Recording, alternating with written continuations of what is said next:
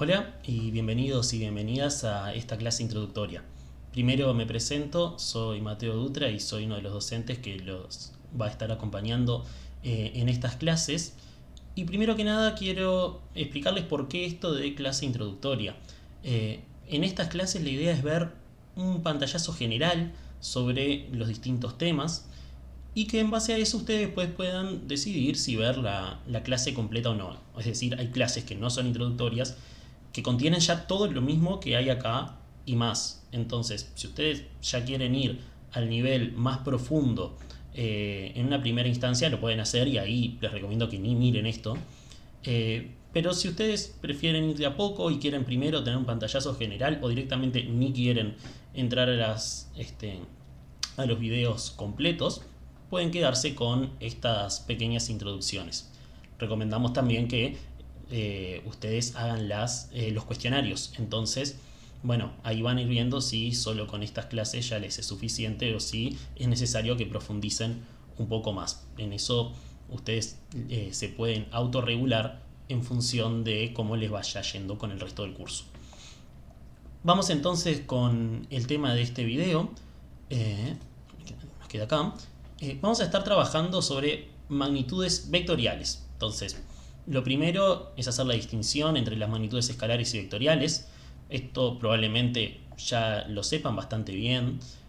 Los escalares son definidas por un número y su unidad correspondiente, por ejemplo la temperatura, las longitudes, la masa, y las vectoriales son definidas por un vector y su unidad correspondiente, por ejemplo fuerza, posición, desplazamiento, velocidad, aceleración.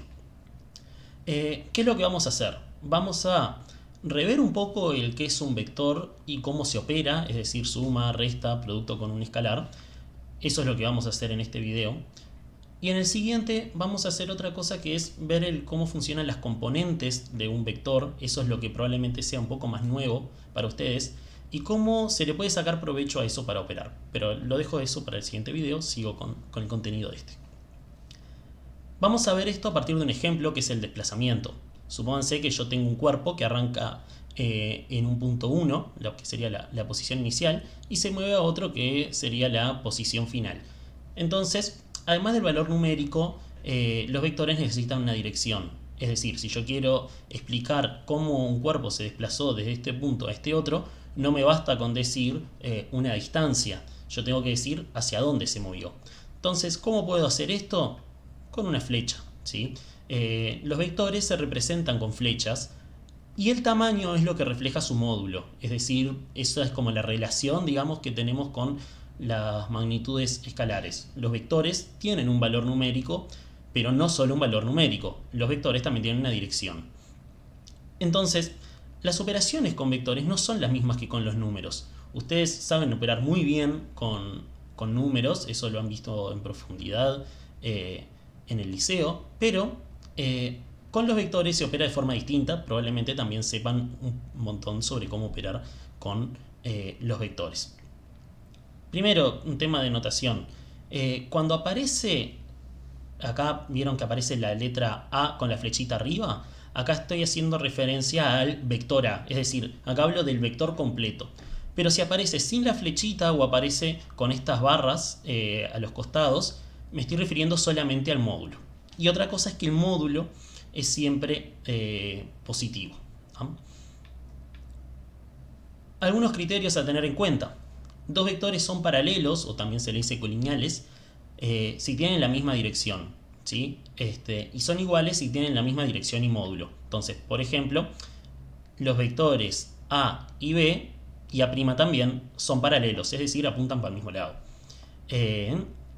Y además, los vectores A y A' son iguales. ¿Por qué? Porque además tienen el mismo módulo. Eso lo podemos reconocer porque, si se fijan, tienen más o menos el mismo tamaño, pero B no tiene el mismo tamaño.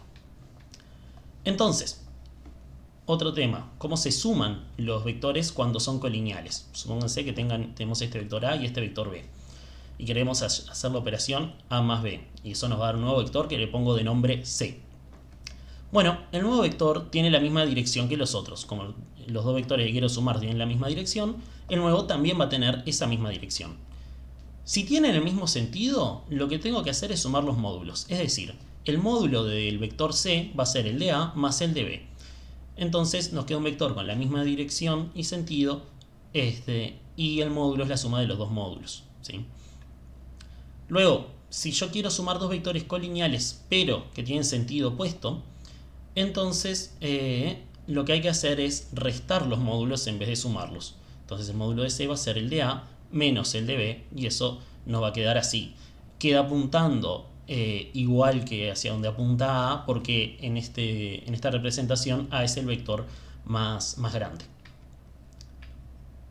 Y luego, si yo quiero sumar vectores que no tienen una misma dirección, por ejemplo, si quiero hacer la operación A más B con estos vectores que aparecen acá, lo que debo hacer es lo siguiente. Primero, reconocer que esta suma no va a dar una suma de módulos, ¿sí? Tampoco la resta. Va a dar otra cosa que está entre medio de ellos dos. Y bueno, lo que debo hacer es lo siguiente. Debo primero representar uno de los vectores, por ejemplo A, y donde termina este vector A, represento el otro vector, por ejemplo acá B, ¿sí? Y después 1 en lugar donde arrancó A con el otro extremo que tiene B, ¿sí? Entonces nos queda el vector C acá de esta forma. Si yo quisiera hallar el módulo de este vector, tendría que usar métodos gráficos o trigonometría, lo mismo para saber la dirección. Eso en principio, ¿sí? Vamos a ver una forma nueva en el video que viene que les va a simplificar bastante, aunque también tiene un poco de trigonometría de fondo, pero esa nueva forma va a ser un poco más sencilla. Después, ¿cómo se resta? Primero recordar el cómo se restan los enteros. En los números enteros la resta se define como una suma entre un número y el opuesto de otro número. Es decir, si yo quiero hacer la resta entre A y B, en realidad lo que estoy haciendo es una suma entre A y el opuesto de B. Vamos con un ejemplo. Si yo quiero hacer la resta entre 5 y 3, lo que estoy haciendo en realidad de fondo es la suma entre 5 y el opuesto de 3. ¿Tá? Entonces, ¿quién es el opuesto de 3 menos 3? ¿Sí?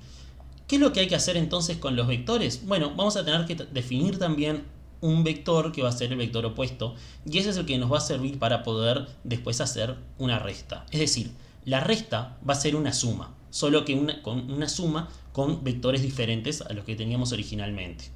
Entonces, el opuesto de un vector es un vector con igual módulo y sentido opuesto. Nos queda algo como lo que aparece acá, ¿sí? Si yo tengo un vector A que apunta arriba a la derecha, bueno, el vector menos A apunta hacia el otro lado y mide lo mismo. Entonces sigo. ¿Cómo hacemos entonces para restar? Bueno, la resta va a ser una suma. Entonces, si yo quiero hacer A menos B, la resta va a ser la suma entre A y el opuesto de B. Entonces, ¿cómo hago para hacer eso? Represento primero A y B. Y vamos a reconocer también quién es el opuesto de B. El opuesto de B es, bueno, justamente lo que acabo de decir, es el mismo vector pero apuntando para el otro lado. Entonces nos queda acá. Y ahora en realidad como que ya está. Lo que tenemos que hacer es una suma entre dos vectores, A y el opuesto de B. Entonces hacemos de nuevo el método del polígono.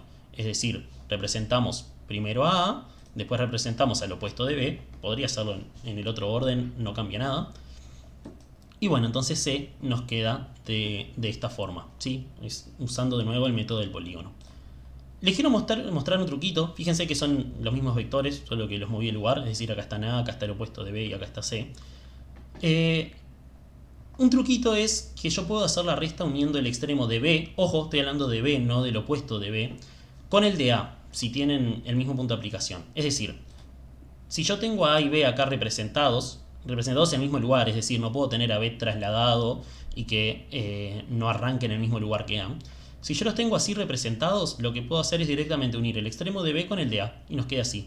Y si se fijan, este vector C es igual a este, ¿sí?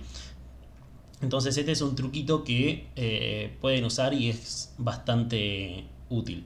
Fíjense igual que acá empecé por B porque B es el que tiene el signo de menos antes. Tengan cuidado con eso, es decir, no hagan de A hacia B si la resta es A menos B.